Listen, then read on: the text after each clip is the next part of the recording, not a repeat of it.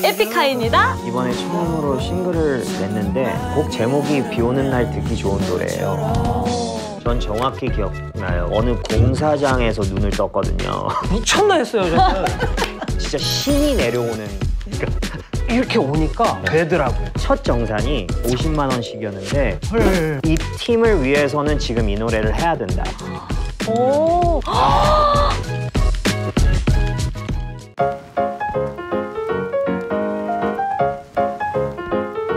슬기로운 음악 새벽과 많은 우여곡절 끝에 2003년 드디어 첫 앨범을 발표하게 됩니다. 어떻게 해서 이렇게 새 소속사를 만나게 됐을까요? 전 정확히 기억나요. 그때 소속사가 될 회사에게 전화를 받았을 때 어느 공사장에서 눈을 떴거든요.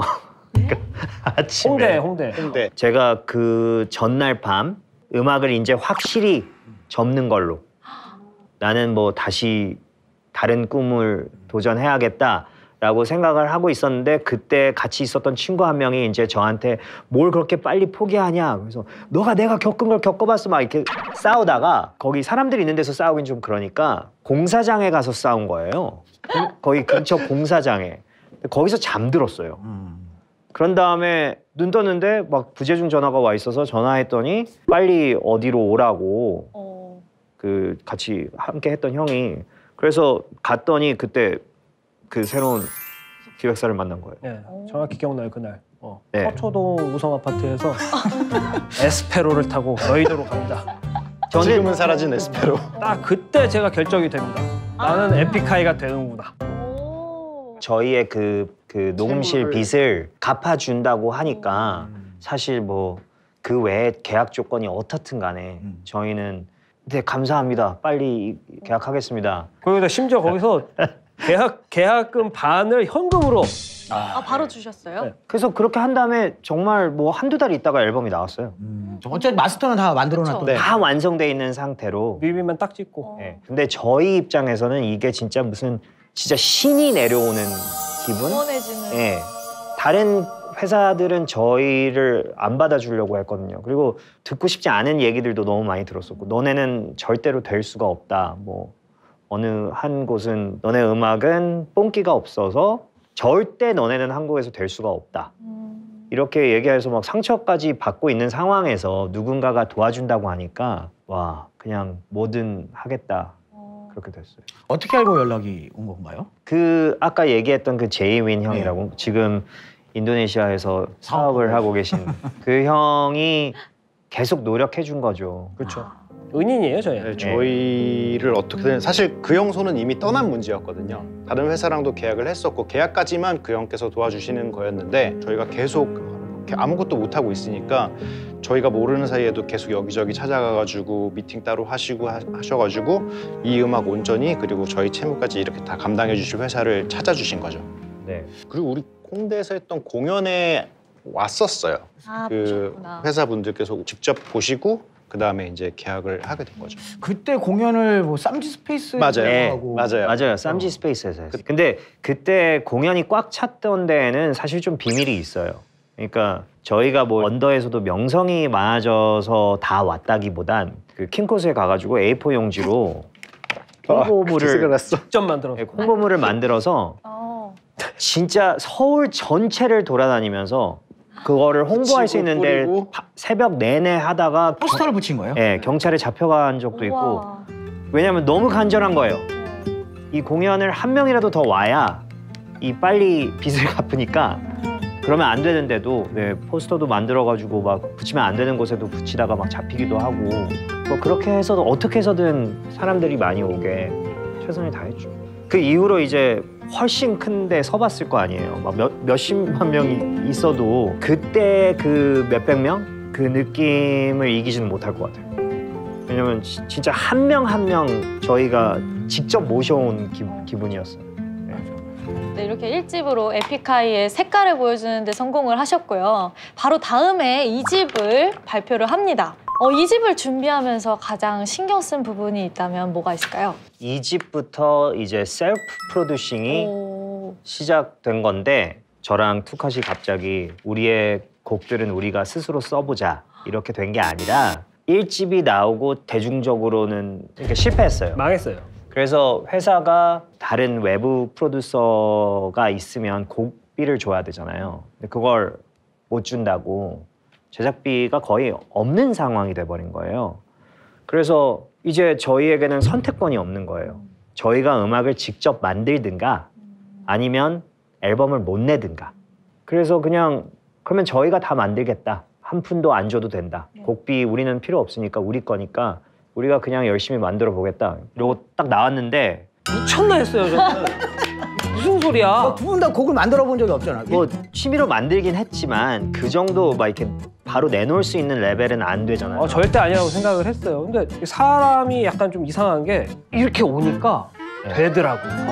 근데 신기한 게 그때 저는 컴퓨터도 없는 상황인데 곡을 만들어야 되는데 그래서 친구들한테 얹혀 살면서 그 친구가 이제 아르바이트를 새벽에 나가는데 그 시간에 이제 저는 작업을 하고 투컷도 미스라가 아는 친구 중에 한 명이 악기를 갖고 있는데 그 악기를 잠깐 얘한테 맡기고 어디 갔어요, 오랫동안. 그래서 그걸 빌려서 저는 그때 새벽에 또 가가지고 얘한테 그걸 빌려서 그걸로 앨범을 만들었어요. 정말 짬짬이했네요. 네.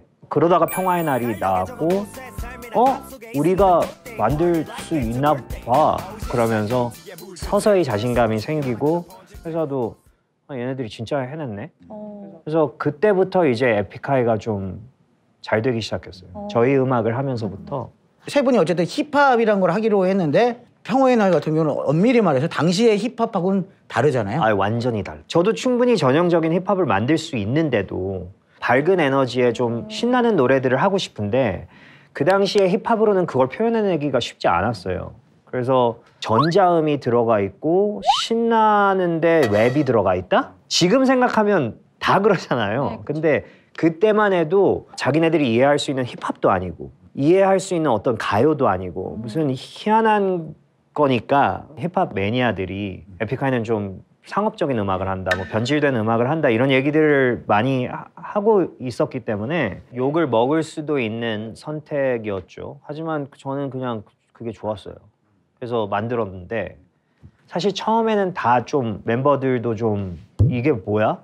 이랬던 게 있어요. 그러니까 이걸 우리가 하자고? 그래서 저는 재밌잖아. 그냥 즐겁게 무대 할 수 있잖아. 해서 저는 그렇게 밀어붙였고 오히려 회사에서 평화의 날을 반대했어요. 아 진짜요? 네. 본인들도 이런 음악을 들어본 적이 딱히 없는 거예요. 그래서 처음에 이 집 타이틀곡이 평화의 날이 아니었죠. 아니었어요. 그래서 뮤직비디오 촬영을 다른 곡으로 준비를 다 해놓고 감독이 다 콘티까지 다 짜놨는데 당일날 아침에 제가 감독한테 전화를 해서 평화의 날로 바꿔서 준비해달라고. 회사 동의 없이 네. 없이. 당일날 촬영 당일날? 네. 왜냐면 평화의 날로 안 된다고 하니까.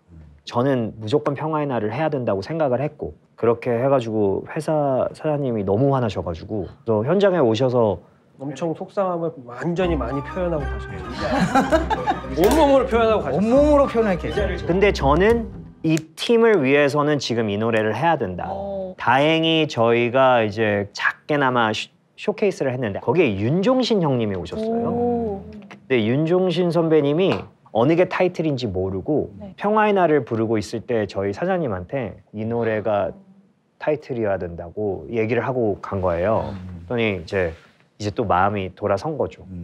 다행히 그 노래로 이제 사람들에게 좀 더 알려지기 시작했어요.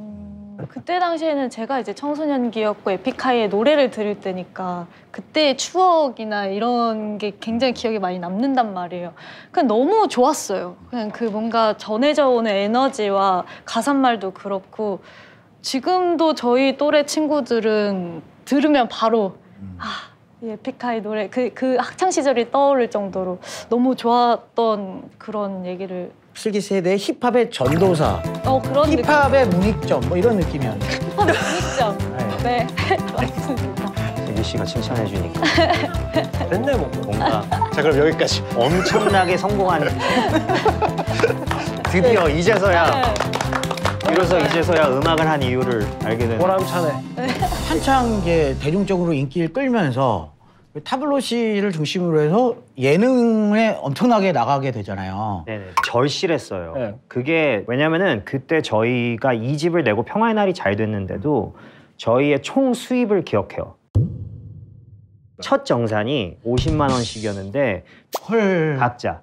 저희 1집 때는 아예 못 번 거잖아요. 그러니까 2장의 앨범을 냈는데도 지금은 좀 반응이 있는데도 너무 힘드니까 예능을 나가서 이 팀을 알려야겠다. 그래가지고 저희 사장님을 찾아가가지고 거의 빌었어요. 어떤 예능이든 한 번만 나가게 해달라고. 얘기를 했을 때 저 옆에서 듣고 무슨 힙합 하는 사람이 예능을 나가라는 생각은 1도 안 들고 그렇게 재밌는 사람이 아닌데 잘할 수 있을까라는 생각을 했어요. 왜냐면 그때만 해도 제가 좀 이렇게 좀 진지했어요. 네. 그러다가 야심만만이라는 프로그램에 나가게 되면서 그 방송 한 번으로 갑자기 이렇게 사람들이 크게 관심을 갖게 되고 일대학 스타덤에 오르게 됩니다. 회사도 이제 갑자기 얘가 생각보다 재밌네 하고 예능을 진짜 막 제가 진짜 못 견딜 정도로 많이 예능을 너무 많이 나가서 네. 녹음을 할 시간이 없는 거예요. 3집 작업을 하고 있는데 안 와요.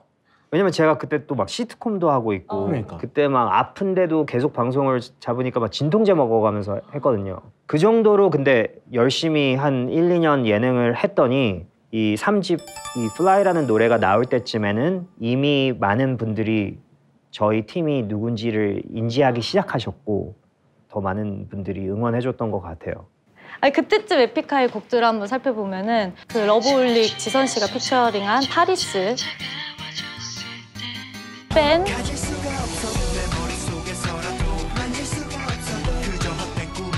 러브 러브 러브,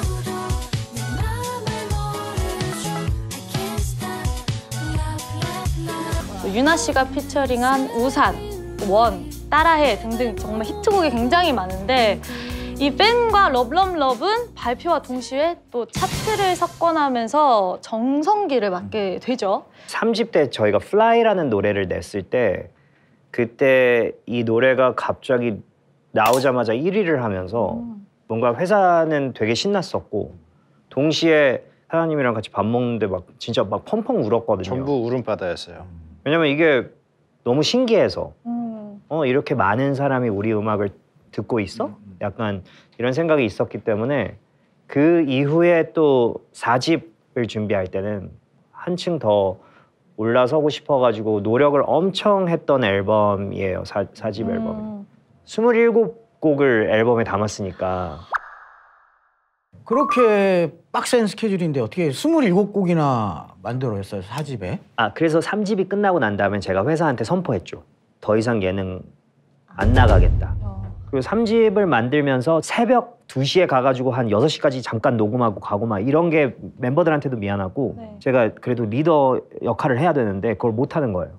그래서 회사에게 이제 나 예능도 안 나갈 거고 그리고 축제든 행사든 아무것도 안 할 거고 광고도 안 할 거다. 하나라도 잡으면 난 그냥 그만두겠다. 네. 그렇게 했더니 이제 어쩔 수 없잖아요. 그래서 회사가 이제 냅뒀고 녹음실에 들어가서 정말 한순간도 빠짐없이 작업만 해서 이제 4집이 완성됐어요. 거의 만든 거네요. 1년을 매일 녹음실에 있었어요. 매일. 그냥. 매일 아침에 일어나서 녹음실에 가서 새벽이 돼서 나온 다음에 잠깐 눈 붙이고 다시 또 가고 그 생활을 1년 넘게 그냥 계속 네. 한 녹음실에서 그냥 살았어요, 거의. 진심으로 그때 어떻게 살았는지 약간 좀 정신없이. 아예 기억이 안 나요. 어. 사람을 본 게 저희 노래들의 이제 피처링하는 친구들이 녹음하러 올 때나 사람을 보고 그리고 뭐 저희가 거기 있다는 걸 아는 몇몇 친구가 지나가다가 살아는 있나 궁금해서 잠깐 들리거나 그 정도였고 회사도 안 만났어요 그때. 와. 오지 말라고 하고 저희만 들어가 있었어요, 그 녹음실에. 그만큼 정말 그때 정체성을 다시 찾고 싶었던 게 있었어요. 원래 내가 이 일을 시작했던 이유가 뭐였지? 음악을 만들고 싶어서였는데, 좋은 음악을 만들고 싶어서였는데 이런 생각이 들면서 돈을 안 벌더라도 음악만 해야겠다 지금. 그래서 그렇게 해서 4집이라는 앨범이 나왔고 어쩌면 그 앨범 덕분에 아직까지도 에픽하이가 음악을 할 수 있는 건 아닌가 이런 생각이 들어요. 그때는 그 4집 앨범으로는 정말 모두의 박수를 받았거든요. 더 이상 무슨 대중성 논란 이런 게 아예 그냥 사그러들었어요 그때. 그때 제 기억으로는 그 앨범이 이제 대중음악상에서도 네. 되게 높은 평가를 받았었고 대상을 받았어요. 그러니까요. 그 올해의 앨범을 받았었죠. 그때 마마 지금으로 치면 마마 마마 NKMF. 그래도 이 1년 동안 포기할 걸 포기하고 이거에만 집중한 게 정말 천만다행이다 라는 생각이 들고 또 그날도 고기 먹으면서 펑펑 울었죠. 그 피처링 얘기가 나와서 말인데 사실 에픽하이의 피처링 역사가 20년 동안 한국 음악의 역사랑은 또 비슷하고 그 1집 때 다이나믹 듀오 있고 최근에 나왔던 올해 나왔던 지코부터 네, CL. 김사월까지 CL. CL도 있고 그러니까 메인스트림과 언더그라운드를 가리지 않고 네. 당대의 실력파 뮤지션들과 계속해서 이제 협업을 해왔단 말이죠. 1집 때부터 피처링을 많이 부탁드리고 이렇게 네. 같이 했는데 그때만 해도 콜라보가 막 그렇게 대세는 아니었어요. 왜 그렇게 했냐면은 사실 우리는 여러 가지 음악을 좋아하는데 특히 저랑 쓰라가 가사를 쓰면서 사실 저희는 발라드 음악도 너무 좋아하고 옛 가요도 너무 좋아하는데 이거를 다 표현해내고 싶은데 우리끼리만 힙합을 했다가는 후회할 것 같은 거예요. 그래서 1집 때부터 아예 우리는 많은 분들과 협업을 해서 우리가 낼 수 없는 소리들도 내고 들려줄 수 없는 그런 감미로운 멜로디도 만들고 막 이렇게 해보자 했기 때문에 그 철학으로 지금까지 유지해왔던 것 같아요. 약간 힙합 토이나 그런 팀이 되자. 혹시 협업하신 분들 중에 뮤지션 분들 중에 가장 기억에 남는 분이 있으실까요? 아 근데 너무 많아서 아이유 씨와의 작업 너무 좋았고 나얼 형, 이소라 선배님이랑 CL 지코 뭔가 저희끼리만 소화하기는 힘든 노래를 함께 하면서 너무 의지가 됐고 많은 걸 배운 느낌이고 우리 2010년부터 2012년을 보면은 군대를 또 다녀오기도 하셨고 소속사를 옮기기도 하면서 크고 작은 변화들이 있었어요. 떨어질지 몰랐던 에픽하이의 역사에 커다란 시련이 찾아오죠. 다음 날에 우리 밥을 한 끼 먹자고. 솔직히 말해서 뭔 소린가 했어요. 뭐야? 사막에서 보자니 관객이 5명 있는 거야. 플렉스. 네. 프로그램은 네. 실제 삶 같아. 근데 마지막 스케줄로 네, 맞아요. 1, 2년 동안 거의 매일 뉴스에 나왔어요. 강제 은퇴됐죠.